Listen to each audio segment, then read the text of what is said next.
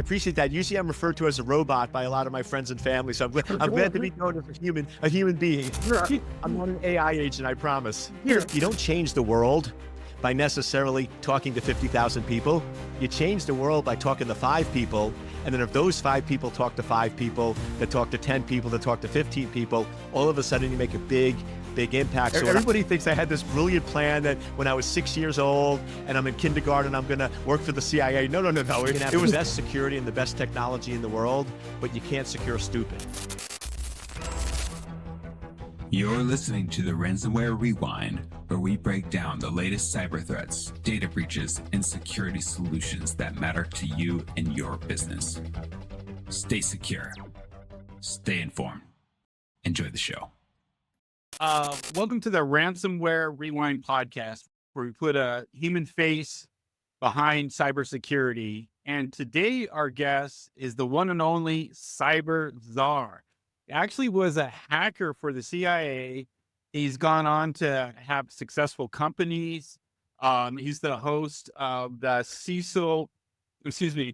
host of Life of a CISO and Bulletproof Cyber. Sorry, kind of nervous. And what I like about Eric is that he's very human. In our space, there's a lot of people that get accomplished and they have a hard time not speaking in acronyms. And I think everyone who watches this is going to get a lot of value, both on the business side and I appreciate that. Usually I'm referred to as a robot by a lot of my friends and family, so I'm glad to be known as a human being. I'm not an AI agent, I promise. Peter, I just want to dive into your story. Can you tell us a little bit about your background, how you were actually working for the CIA as a hacker, and how what you learned in that environment is relevant to businesses today? Because I saw you speak as well to businesses, and I thought that was exciting because you're mixing those two worlds. Yeah, so I'll take you back to the 1980s, right? So you're going to be putting on our bell-bottom pants and the BGs, right? And I know it's hard to imagine, but this was a time and place, no computers, no cell phones, no nothing. I remember in college, I was working to help fix mainframes in the evening for IBM, and I was given a pager. And I thought I was like the coolest kid on campus, right? So it's crazy times, but yeah, I was always fascinated in design and architecture, and was actually planning on going to college for architecture. And then a friend of the family said, Eric, everything's moving to computers. Why don't you major in computer science? Well, back in the 80s, computer science was electrical engineering with some programming classes. So here's geeky Eric that wants to program and solve problems, taking physics and calculus. And I'm just like hate life going, this is not what I want to do. And it's crazy because I'm a firm believer in you got to listen to your instinct. And I still remember it was a Thursday afternoon. I was in a Fortran class. And I'm like questioning, is this really what I want to do for the rest of my life? Because Fortran was not a fun programming language. So I'm like, I don't want to do this. And this voice came to me that said, you got to go to the co-op office today. So I get out of class around 3:30. Of course, it's raining out, right? The universe will always test you. It's raining out. And it's a 10-minute walk. So I walk to the co-op office. I get there at 4 o'clock. They close at 4:30. I'm soaking wet. And I walk in and the lady's like, how did you know? And I'm like, how did I know what? And she's like, you must have known. And I'm like, okay, I have no idea what you're talking about. She's like, every 2 years, the CIA comes to New York City and recruits on campus, and they're going to be here tomorrow. And we have 3 slots left. Do you want one of those slots? So I'm like, cool, sure. Now, it's one of those things at the time, I didn't really process like interviewing for the CIA. I was just a naive kid. I didn't even have a suit. Like I had to stop at like a 5 and dime on the way home and pick up some like $20 suit, which is probably like the ugliest suit on the planet these days. And I show up to the interview totally naive, just relaxed. I had no idea what was at stake, and I must have did good because after a few trips to Washington, a ton of polygraphs, and a ton of psych exams, that they put me into the CIA, and I'm like, here we go. So that's sort of how I got started. It was just sort of me testing and saying, is this what I really want to do with my life? And then trying it out at just what happened to be the CIA that then turned into a 10-year career that sort of set the stage for the rest of my life. It's fascinating. So it was just like kind of a random event. You didn't even know they were doing it, and there you were. I love the Steve Jobs quote where it's like, when you look back, all the dots seem to line up and make perfect sense. But at the time, there's no plan, right? Everybody thinks I had this brilliant plan that when I was 6 years old and I'm in kindergarten, I'm going to work for the CIA. No. It was like, it just sort of happens. I mean, things unfold and the next thing you know. And the funniest thing, when I went to work for the CIA, I had to interview at different places. So I was interviewing at like a networking shop and a programming and this security area. And everybody was like, go for networking. I remember my advisor at the time's like, security is a fad, right? It's not going to take off. It's not going to be a big deal. It's just going to be segmentation. You need to focus in on networking. But I'm one of those, is take advice, but listen to your instincts. So I went in cyber instead. And at the time, remember, this is when I started working in the cybersecurity office. It's 1990. The web wasn't invented until 92. Amazon and Google weren't companies until 98. So like this was really early on. So I got in where in the 90s, I mean, I'm just messing around with routers and protocol stacks and packets and all that fun stuff. And then the web comes out in applications and I'm sort of right there, like identifying, exploiting vulnerability. So it was really, really a fun time and sort of a great period to get into this area. During your time at the CIA, you must have seen some things before they became public. What private, classified threats did you see that later became public that the public sector didn't take seriously? Does that question make sense? Yeah. So probably the biggest one was just how exposed our critical infrastructure was. So like, imagine this 20-year-old in the 90s sort of talking about critical infrastructure and electricity. And it turned out to be one of my focus areas that I spent about 15 years on is I'm like, listen, what's the difference between a nuclear reactor and a nuclear bomb? There's really not a lot of difference. It's how you do. That's a good question. Yeah. So I'm like, wait a second. Nuclear reactors are running on computers. And I mean, these computers aren't patched. They're older systems. They're exploitable. Like, what if somebody gets into them and can exploit them and turn them against them? And like, once again, crazy talk in the 90s.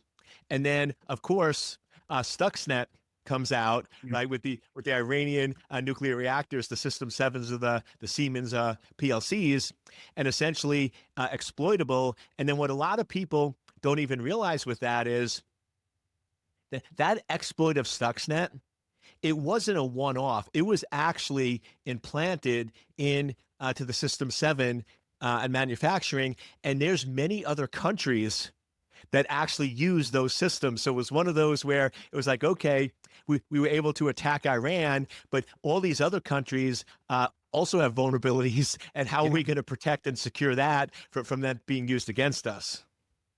Stuxnet is a really interesting case. Yeah. Correct me if I'm wrong, did they use like malware to corrupt the personal computers, emails of a lot of the people that work there, and then somebody brought it into the nuclear reactor facility, or was it? And in another instance, I heard that there was a spy that went in there.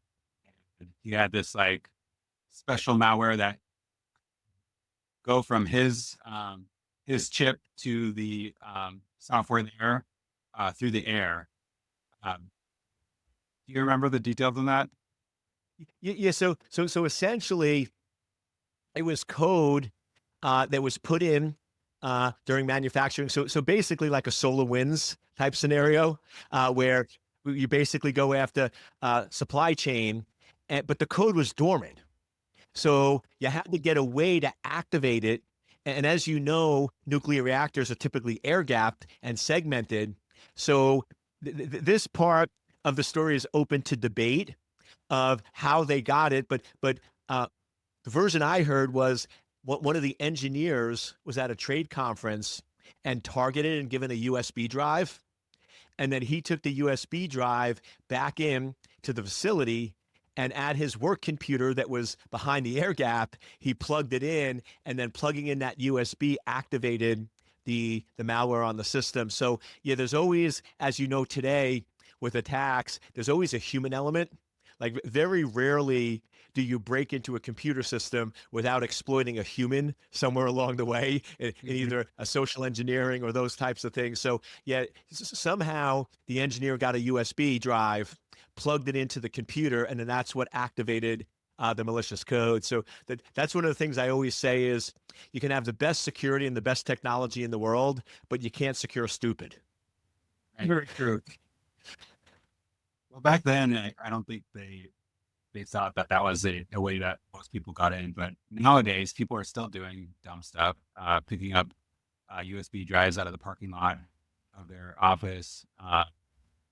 There's trade shows, of course, where people are giving away USBs. They're giving away these chargers that could have malware on them. You know, we don't know. So, you know, there's a lot of gaps that we could close if we just, you know, told people you can't use all that swag if it plugs into Because it was convention, you know. as much as we like to play trick or treat at these conventions. We're gonna nerd out on you too. Like, did you work directly with John McAfee when you worked at McAfee? Yeah, John was one of the ones that actually recruited me because I built a company with 4 other brilliant folks, TSGI, and we sold that to Lockheed Martin. And normally when you acquire a company, the top execs, I was one of the top officers, CTO, take the buyouts. But Bob Stevens at the time wanted me to stay on as his chief scientist and senior fellow to sort of help with a lot of top-notch things. So yeah, real quick before we get to the McAfee, one of my fun stories at Lockheed was on a Saturday morning at 3 a.m., I basically get a call that it's like, okay, there's a jet, a private jet on Dulles Airstrip. Be there in 30 minutes. We'll brief you on the plane. And it's like, oh, this should be good. And I'm flying to Texas, and that's when the Chinese broke into the Joint Strike Fighter. And what a lot of people don't realize with that story, the real interesting twist is everyone was concerned that the Chinese got basically the software of the blueprints for the Joint Strike Fighter. The reality is they had it already. We didn't care about them having it. What we cared about was the integrity issue, is what backdoors or malware that they put in the code, so then they could potentially control or cause the aircraft to not operate the way that it was supposed to. So it's one of those where the public gets one message where, oh, the Chinese have the source code. It's like, no, we cared about what did they modify or change, not what did they actually do. And I actually had a really good gig there. It was one of those that I was probably going to stay for a while, had a lot of stock options. I was a VP. I was doing really well. It was sort of nice, had the buyout from TSGI. And then I get this phone call from this crazy guy where I swore it was one of my friends that was sort of drunk at a bar, that they were like just pranking me, because he's like, hey, dude, man, we got to catch up and meet. And this is John. I'm like, who the heck is this guy? And God rest his soul. I mean, you know, he's no longer with us, unfortunately, but amazing person. But no, John is definitely the definition of a fine line between brilliance and insanity. Yes. Where you cross over that. And my favorite John example is when he sort of had to flee the country, and I would fly down to Belize and meet up with him and have dinner. He would always let me pick dinner. And I always picked sushi restaurants. And like after the 4th or 5th dinner, John's like, Eric, do you eat anything other than sushi? Now, by the way, I love sushi, but I said, I do. He goes, well, why do you always pick sushi? And at this point, I'm like, I had a pretty good relationship with John. So I'm like, I'm going to be honest with him. And I'm like, John, I'll be honest with you. I love you, but you're a lot of mentally unstable. I said, I don't want to go to a steakhouse where there's a knife, because if I say something that pisses you off, you actually might stab me to death. I said, you can't do a lot of damage with a chopstick. And it's funny, there was this moment of silence, and he looks at me and goes, you're a smart man. That's probably true. And I'm like, okay. So I mean, at least he understood and knew his exploitation. But yeah, no, John was one of those guys, brilliant. But yeah, you do not want to piss him off, because like some of the stories you heard about, you might not be alive tomorrow. Especially if you mess with his dogs. Yeah, exactly. What kind of dogs does he have? No, well, it's not too much, but in Belize, he thought someone killed his dog. I don't know if they did or they didn't. And that's why he got in all that trouble. Yeah. He's the person that they made John Wick after. Got it. John Wick 2. Yeah. Yeah. Yeah, John Wick's one of my favorite. I'm actually also, I don't watch a lot of TV, but I'm a big movie buff. So I don't know about you guys. I'm excited for Mission Impossible this weekend. I don't know if you guys are going to go see that with my man, Tom Cruise, right? Yeah, still doing it. He's still doing it. He's got to be 62 or 63 at this point. Good for him. He is. He's well. Yeah, he's 63. And the impressive thing about Tom Cruise is he makes it pride. He does his own stunts. Yeah. Like he does not have a stunt double. So he was like jumping out of airplanes. He was, I think, the first, if I get this correct, the first non-military person to actually be allowed to do a halo jump. Wow. So because in the movie, he had to do a halo. And I did some of that in the CIA, which is super fun, where at like 23,000 feet, you're jumping out of a plane with oxygen and like minus 23-degree weather. And then the fun part is you've got about 4 seconds to open up your parachute. Because if you open it up too soon, you show up an enemy radar and you get shot. You open too late and you don't have enough buoyancy and you hit the ground too hard and die. So it's one of those fun things where 7 seconds seems like a lot of time, but when you're free falling at 120 miles an hour, it goes by really quick. Oh, I bet it does. Wow. Talk about work stress. Yeah. And then also, we got a bunch of questions for you. Sorry. We'll be all over the place. I noticed that you mentioned the butterfly effect a lot. Where did that come from? That's a good question. I'm an avid reader.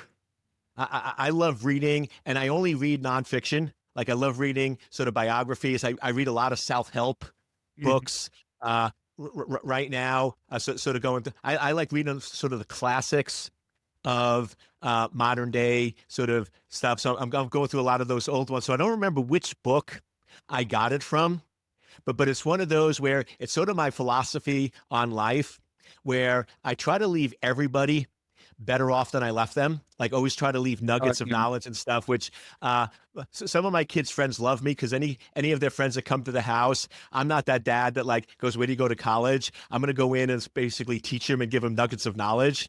And to me, the whole butterfly effect is the way that you don't change the world by necessarily talking to 50,000 people. You change the world by talking to 5 people. And then if those 5 people talk to 5 people, that talk to 10 people, that talk to 15 people, all of a sudden you make a big, big impact. So what I always try to do is leave nuggets that are very interesting or fascinating or unusual or different, so it sticks in their mind. And then what I always ask people is tell at least 5 other people what I told you. And then it's sort of the Amway model used for self-help, where it's basically you sort of recruit an army around you. And that's sort of one of the big things in my career that has also helped me is my network is really the key to my success. Like people always go, Eric, how are you so successful? How do you get on these shows and these books and everything else? It's essentially throughout my career, I always help people. And the thing I always do when I help people, a lot of times my friends criticize me because I don't charge. And people are like, Eric, I want to pay you. I'm like, here's the payment. At some point in the future, I'm going to text you with a favor. Will you honor that favor? And usually they say yes. Now, they don't really recognize what they're getting into because sometimes the favor is pretty big. But my whole thing is if I'm going to help out a friend or help out you or help out anybody else, I would much rather you pay me with a favor in the future than with money. Because a favor in the future is going to be worth a lot more than $1,000, $10,000, or $100,000. You're giving away your new book too, right? Exactly. Yeah. And that's the thing too, is whenever I do a book, I always buy 5,000 copies. And now a lot of people say, well, you're doing that because you're basically buying yourself under the bestseller list. I'm like, oh, that's actually a good idea. I didn't even think about that. But that's a side bet. But we end up selling enough books that I don't actually need it. That's not why I do it. But my thing is, if I'm writing a book, it's to share it with other folks. And I always buy 5,000 copies, give them away. And then the other thing I do, which shocks a lot of people, is all of the advancement and revenue. Because normally with the book, you're not going to get rich, but you're going to make a couple $100K, is I always donate it to charities. To me, books is not about making money. It's about giving back and helping others. What's the title of your new book? Where can people find it? And do you want to tell a story from? Yeah, so the new book is Cyber Crisis, and it's really sort of the shift in my career It's my seventh book. And if you look at my first 5 books, they're all super technical. Because in 1999, when I wrote my first book, Hackers Beware, there was a shortage of technical knowledge. Like there were really no books. This was sort of before a lot of the Hacking Exposed books and other books were out there. There really weren't any books to educate or help people. So I'm one of those that always try to give back. So that's why I wrote Hacking Exposed, Network Security Bible, Advanced Persistent Threat, was really to train technical people. And then about 5 years ago, I'm like, you know something? There's enough smart technical people. There's enough colleges that are teaching and using my Network Security Bible as a textbook. The problem is the masses don't understand cybersecurity. And so 5 years ago, I wrote sort of the Switch, my 6th book, which was Online Danger. And that one I basically gave away to school districts because teachers need to be educated on the dangers because they're basically teaching our kids and they didn't really understand just how bad the exposure is. And then the last year or two, I realized business owners like CEOs are scared to death of cyber, but most of their CISOs are too technical and can't speak English. You're preaching to the choir. Yeah, they scare the heck out of them, but they can't give them answers. So that's why I wrote Cyber Crisis, and then sort of a little leak. I can't give you all the details because we're still in the signing stages, but probably in the next 5 days, I'm going to sign another book, which is going to be on the merging of AI and cybersecurity and sort of what the value benefits, pros and cons are of really where AI could potentially change how we think and how we act. And to me, if we're not careful of what we do, not to get too melodramatic, but to me, if we give away too much of our knowledge to AI and train those models, it could potentially lead to the extinction of the human race because if we give all our knowledge where computers now can outthink us, and then what happens when a computer is smarter than us or thinks that's smarter than us and starts doubting humans and they're smarter, better, and faster? That could create a scary world. So I'm sort of doing, it's a little more of a futuristic book that I'm writing, but it's really to help warn people that we're in a really slippery slope right now with AI. And if we don't slow down and think about it, it's not going to end well for our great-great-grandchildren. So I'm guessing you're against a 10-year moratorium on AI regulation. On which one? Did you see that there's going to be a moratorium on AI regulation in the US for 10 years? Yeah. I mean, I'm sort of mixed feelings. Is on the one hand, I think AI is super powerful as a tool, but a lot of people are using it as a replacement for human interaction. And that's where I think it becomes dangerous. Like to me, if a doctor is going to use AI to research and help a patient, I think that's amazing. But now if a patient, instead of interacting with the doctor, interacts with AI to get their diagnosis and takes the doctor out of the loop, that's when I think it becomes dangerous. Mm-hmm. So I'm sort of the middle of the road where it's like, I piss both sides off because I like some of it, but not all of it. So yeah, I was listening to some podcast where they compared it to like the last mile, where like the AI is doing most of the freight, with like the long distance stuff. But the human needs to be there for the last mile, for the white glove service to deliver it and to create the context from the AI. Yep. Kind of like the model I see like working the best. Yeah, and then I saw one of your videos where you're talking about you just have to be very specific, and I like that. You talked about when you're dealing with AI that you got to be very specific. It's like, hey, here's the task. You don't say, hey, make a can, and you would have to be specific about how make a green can. This is served. yeah. And then the video made an analogy like in marketing where they have A/B with testing. You really got to work with the thing, because if you just take it at face value and there's no guardrails, you're gonna get screwed. Because and you also made a really good point about creativity. They're still computers. They still can't count from 1. They still have to count from 0. So they're not very creative. That's what I do. I like using them to do like research and analysis and correlation. Like, I'll be honest with you. Yesterday, when we were preparing for this, I have 2 AI twins that I brainstorm with every morning at 4 a.m. It's really fun. Me screaming and yelling at computers. It's great times. Imagine 3 Erics in a room. That's a scary place. But I basically said, hey, I'm going on this great podcast. And I just want you to give me sort of a summary of some of the episodes. What are some of the questions? What are some of the themes? That could have taken me like 30 minutes to do.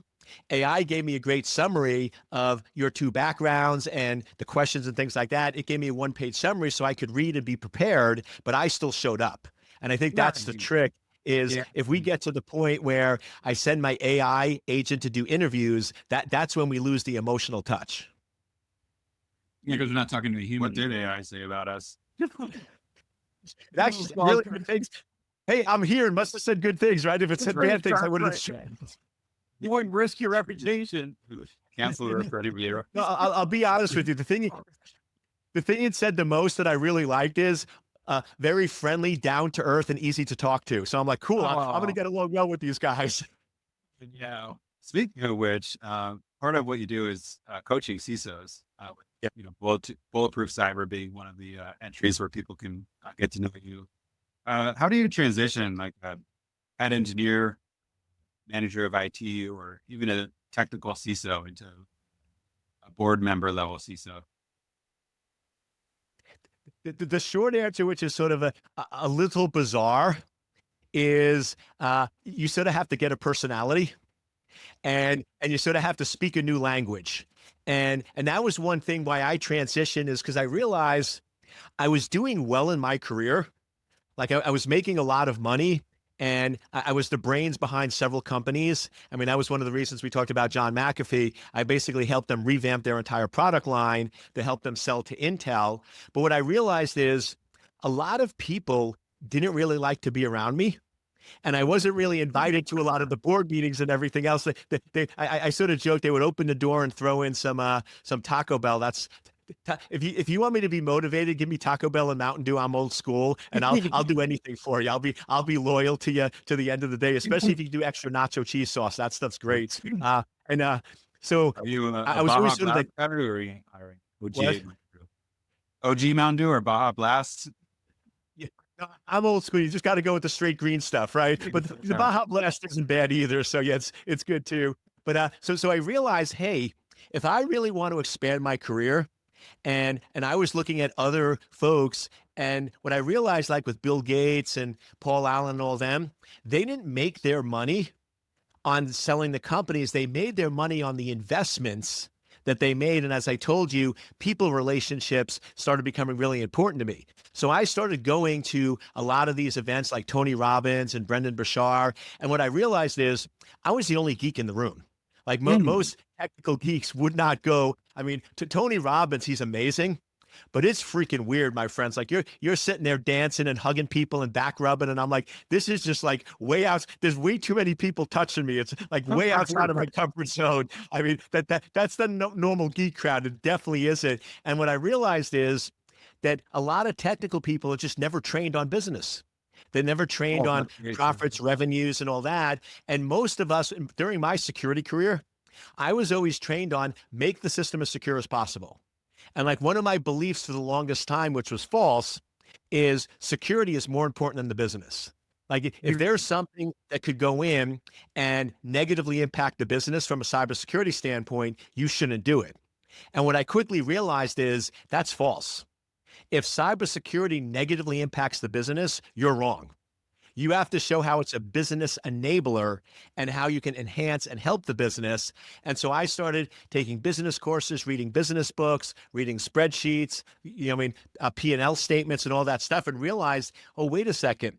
If I can actually go into a boardroom and I can go in, instead of saying, you're going to get hit, life is bad, the sky's falling, you have all these risks, your systems are unpatched, which means nothing. If I can go in and go, listen, you have a 90% chance of losing $20 million, and I could reduce that risk by $300K. I don't know a single executive on the planet that's not going to write me a check because it's a great return on investment. I mean, everyone would do that. So what I started realizing is if I can go in and show a proper ROI for my security, money never becomes a problem. I could always get the money because you're going in and basically explaining in a way where it's a no-brainer. You go up to anybody and say, if you give me 20 million, I'll save you this or that. I mean, they're always going to do that, right? I'll give you $200. You give me 20 million. I'll take that deal every day of the week. So it's just how you speak. And I sort of, all of a sudden, when these CISOs were having trouble getting budgets, I noticed I could walk into a boardroom and get whatever budget they needed and how you present it, speak it, or analyze it. So then I'm like, okay, if I go in and just do consulting, I'm going to maybe be able to help 8 companies a year. But if I train, and this is the butterfly effect, if I train CISOs, I can actually help 30 CISOs a year.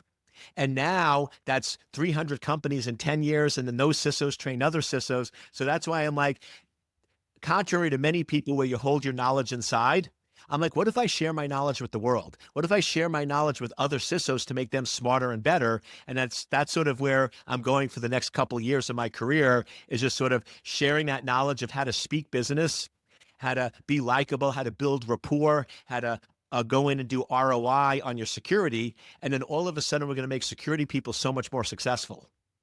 Absolutely. Because I've been on the other side of that, where I'm trying to get something across the line and the CISO will start bringing up Wireshark and logs. Yeah. And the money people are like, we have no idea what you're talking about. All we know is you're asking us for 300 grand. We have no idea what you're talking about. So I like the way you word this, like, hey, if I can save you 20 million by paying 300 grand, that's a much more compelling argument, because you're speaking their language. And then by the way, though, it doesn't work as well with your spouse. I always go into my wife and say, listen, you got a really good return on investment on me. Yeah, she doesn't buy it. So not as well at the home, but it does work good in business. Yeah, I don't think you can close my wife on that one either. Exactly. Hey, you got a good return on investment. Here, she would say, oh, I can counter that one. Exactly. Exactly. You don't want to go down that road, my friend. Trust me, I tried it. It doesn't end well. I'm a big believer. I don't think in get in fights that I know I'm going to lose. And I know the punch is going to knock me out is the one I don't see, and guarantee she's going to come at something that I'm not going to see. Oh, I was also going to ask you about like Huawei. Like I noticed in the UC system, they have a lot of like Chinese nationals that work like in the computer science department, students, graduate students, and they go on to get jobs at like Cisco, Huawei, whatever. Like everyone is anti-China that I hear a lot, and I don't mean to be contrarian, but from my perspective, it's not a threat because they're writing the code anyway, and they're writing it right there along with the Americans and so forth. And the code has to be vetted before it goes into production, like a data center. What are your thoughts? Do you think it's okay to have people that are Chinese nationals working in the grad students on the computer science departments? Because here in California, like, where are you thinking, by the way? I'm in Ashburn, Virginia, right outside of Washington, D.C. Oh, boy. You're in the heart of it. Oh, yeah. All right. Data center world is right there. Yeah. I usually get sidetracked. So what are your thoughts on that? Do you think we should have regulations about Chinese nationals being the grad students in these computer science departments? I mean, to me, like this stuff with sort of going against the nationals and even like with TikTok and everything else, it's just so counterintuitive to logic. And here's what I mean. We're sitting there and we're worried about TikTok because it's Chinese owned, or we're worried about Chinese nationals going to US universities. But here's the reality.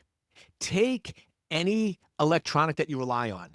Take your iPad, take your laptop, take your cell phone, take your TV, take the computer chips from your car and flip them over. What are the 3 words in every single one of those? Made in China. Yeah. So I'm sitting there going like, this ship has sailed, my friends. Like all of the hardware. I mean, the whole tariff thing. You saw Apple was terrified that they wouldn't be able to produce iPhones because the chips, the brain of the iPhone comes from China. So yeah. I'm like, wait a second. Why are we banning TikTok when we're allowing all the hardware and everything else into the? I mean, it's just bizarre to me. It doesn't make any logical sense. It's just like these inconsistencies in how we're passing laws. And I'm sort of with you is source code and hardware is verifiable. I mean, Apple, when they get the Chinese chips into the US, they run verifiable diagnostics. I mean, they know what the chips do and how they operate. I mean, there was a lot of the concern, there were false rumors, in my opinion, that TikTok had malware and monitoring agents and everything else. And guess what?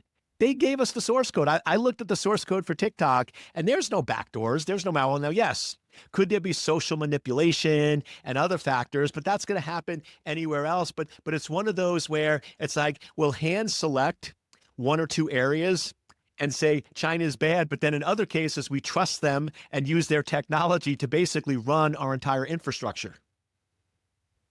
It's interesting. And speaking of infrastructure, I mean, don't they have kill switches on some of our infrastructure, like the solar panels and things like that? Is there something to that? There absolutely is, but it's the whole Cold War scenario. Like if you remember in the 80s, Russia had enough nuclear weapons to destroy us, but we had enough nuclear weapons to destroy them. And here's the reality. If either side launched a nuclear weapon, it would destroy the world. Yes. So it was a deterrent factor. So yes, Russia, North Korea, China are in our infrastructure. And if they wanted to take down like our electricity or our water, they could. But guess what? We could do the same to them. So it's one of those where it's sort of mutual mass destruction, where it's like, okay, they could take us down, but we can destroy you. So it's sort of like that Cold War standoff where nobody's going to do it because it's just not going to end well for anybody. That's reassuring. Everybody go home and make your go bag. You're a month's worth of food and water. Yeah. I remember in the 80s, they had this thing where in case of a nuclear bomb, we're supposed to go under our desk. I don't know if you experienced this where you live, but they did that to us. And I was like, well, wait a minute, you're splitting atoms. Even as a kid, I was like 12 years old, like, getting into this desk is not going to do anything. You know, everyone laughs because they're like, dude, like I live within the blast zone of Washington, D.C. And everyone's like, you can move farther out and this and that. And my philosophy is, listen, if the world's going to end, I want to go quick. Like I don't want to be outside and suffer. Just take me out quick. I'd rather be in the blast zone. As you mentioned, it does concern me because if you've ever been to Ashburn, every piece of land, they're building data centers. Yes. Like, and what most people don't realize is what you see above ground is only about half of the data centers. When they build these data centers, you fly over in an airplane and you see these huge ditches and you're like, what are they doing? A lot of these data centers are 3 to 4 stories underground with 1 story above ground. So like they are just massive. And I'm like, if I'm a foreign country and I wanted to impact the US, you basically take out Ashburn. But here's the other reality. The US runs the internet. Like if you take out the US, you take out the internet. Like Russia, China, they wouldn't be able to communicate outside of their country because we are the internet. It's a bad thing for us because we can't segment like Russia does, but it's a good thing for us where nobody will take us out. So it's one of those, it's a huge threat, but it's also the sort of mass destruction if you do anything. Is that because of DNS? When you talk about how we are the internet, like if we shut down America's internet, which everything, is that because of the way DNS is set up, or can you elaborate on that a little bit? Sure. So it's several things. Is a lot of the core routing and infrastructure, the way it's set up today, like Australia, Russia, for them to communicate with China or Europe or Germany, they have to go through U.S. infrastructure. Like you look at the May East, the May West, how it was structured and created. Now they're trying to fix that, but they still haven't been able to do that. So we are basically the backbone. So imagine sort of the backbone of the internet is the US, and then all the other countries split off of it. So to go inter-country, you actually have to go through US routers and switches to be able to do that. And then you're right. Also, a lot of the servers, the data stores, the domain names and all that are basically in the US. I think it might have changed, but I think at least the last time a couple of years ago, 85% of name resolutions are on US-based servers. So once again, if you go in and using domain names, which pretty much everyone does, that's going to be severely crippled if you take out US infrastructure. Interesting. Like I went to one Welsher and I was shocked that they had servers all the way up to the ceiling. Like they're breaking every rule in the book. But it's like, hey, this is how you connect to China, Mike. This is how we have to do it. So it ties into what you were saying. Like you can't get to China with that. One Welsher is just one data center. but you can't get through China without going through us with their different countries. So I thought that was fascinating. So, okay, that makes more sense. You're a good teacher. Yeah. Did you have some more questions? I mean, We got tons of them, actually. How much time do you have? I have some more time if you want to ask a few more questions. Yeah, we can definitely keep going. About this question. We're gonna get Star Trek or Skynet. What's the percentage chance of each? I definitely think Skynet is more probable than Star Trek, just because it seems to be the focus is more on colonization of planets as opposed to interspatial. Like you look at the different rockets and stuff, they're not really warships. Like I don't know of anybody, and I'm usually pretty good on the R&D and where people are going, is you look at what Elon is doing and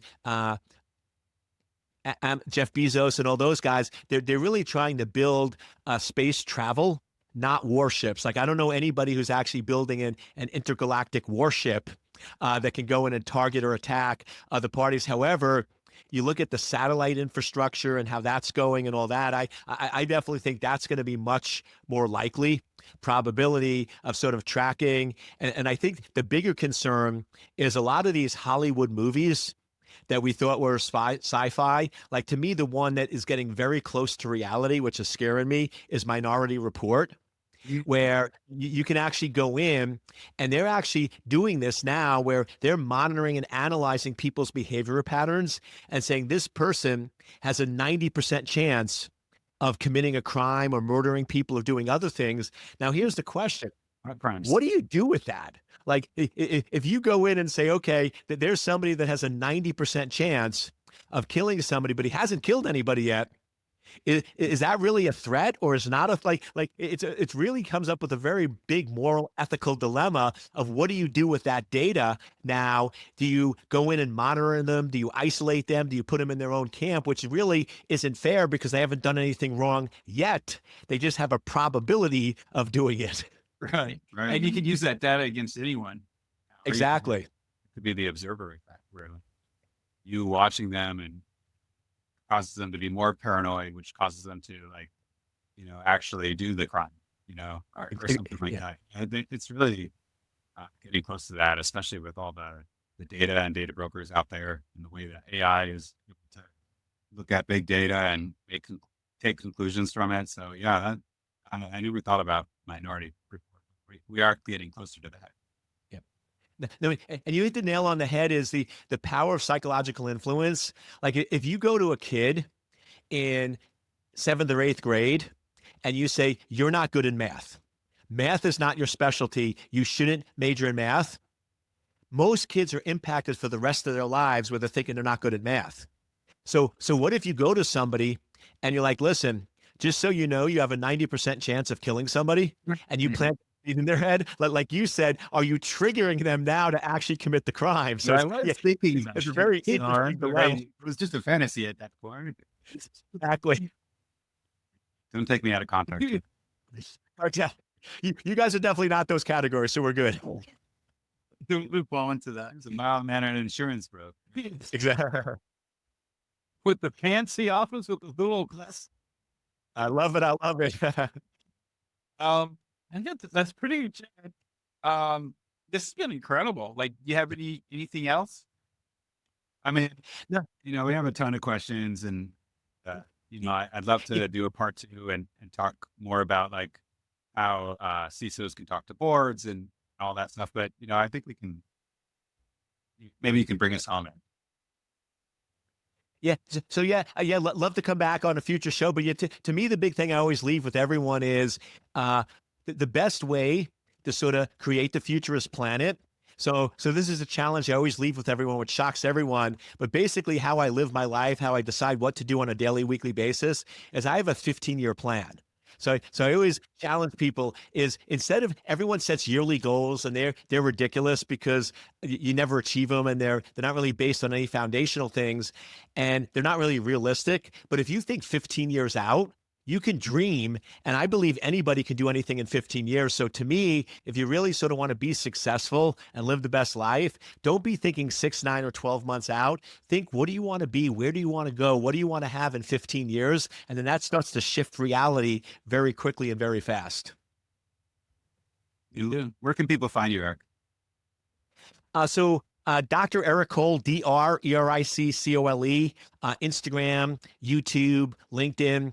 I have a personal website where I do a lot of my blogging, drericcole.org, DrEriccole, or on a business side, if you want to bring us in to help your company, secure-anchor.com. Awesome. Thank you so much. This is really exciting, entertaining, and educational.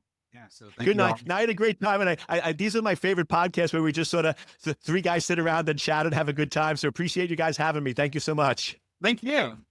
Okay. Take care. Take care, guys. Thanks. Everyone for listening. Don't forget to like and subscribe.